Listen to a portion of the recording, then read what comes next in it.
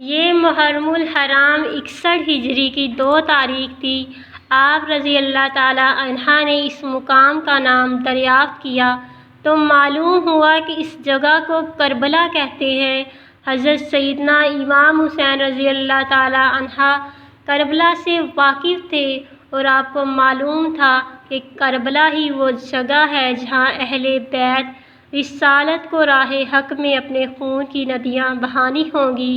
انہی دنوں آپ رضی اللہ تعالیٰ عنہ کو حضور سید عالم صلی اللہ علیہ وآلہ وسلم کی زیارت ہوئی۔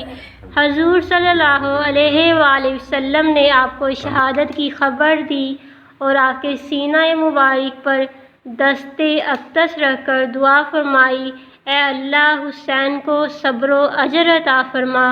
ابن زیاد نے حضرت سیدنا امام حسین رضی اللہ تعالیٰ عنہ کو ایک خط لکھ کر بھیجا کہ یزید کی بیعت کر لیجئے۔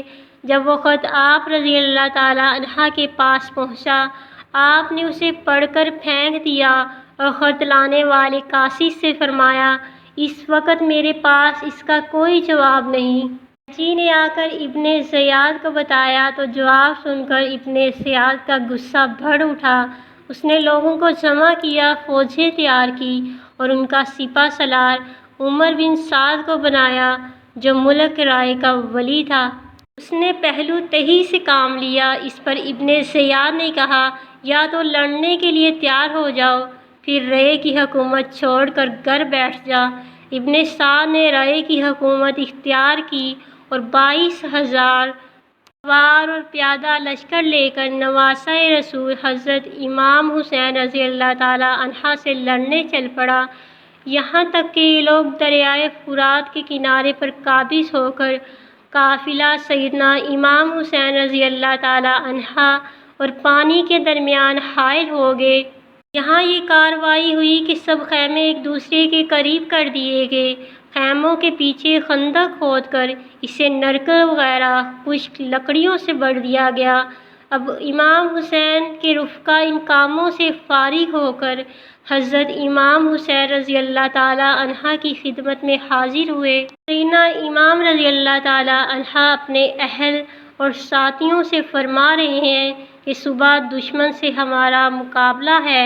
میں نے بخوشی تم سب کو اجازت دی، ابھی رات باقی ہے، جہاں جگہ پاؤ چلے جاؤ اور ایک ایک شخص میرے اہل بیت میں سے ایک کو ساتھ لے جاؤ۔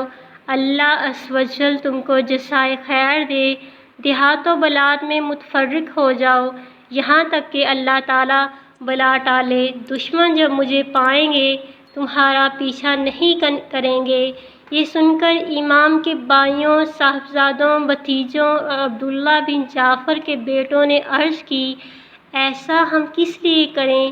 اس لیے کہ آپ رضی اللہ تعالیٰ عنہ کے بعد زندہ ہیں۔ اللہ عز و جل ہمیں وہ منحوس دن نہ دکھائے کہ آپ نہ ہوں اور ہم زندہ رہیں۔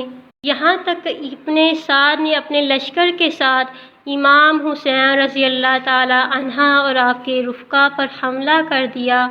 آپ کے رفقا، احباب و برادران، زادگان ایک ایک کر کے شہید ہوتے چلے گئے۔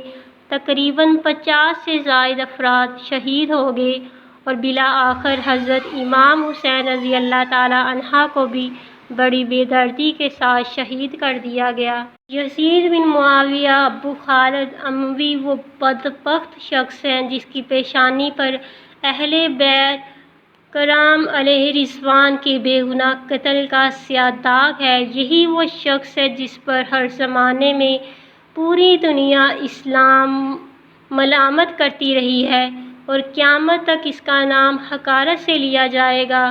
پیارے ناظرین، مزید اس طرح کی ویڈیوز کے لیے ہمارے چینل کو وزٹ کریں، سبسکرائب کریں اور ہمارے چینل کو اپنے فیملی فرینڈز کے ساتھ شیئر بھی کریں۔ اللہ پاک آپ سب کا حامی و ناصر ہو، فی امان اللہ۔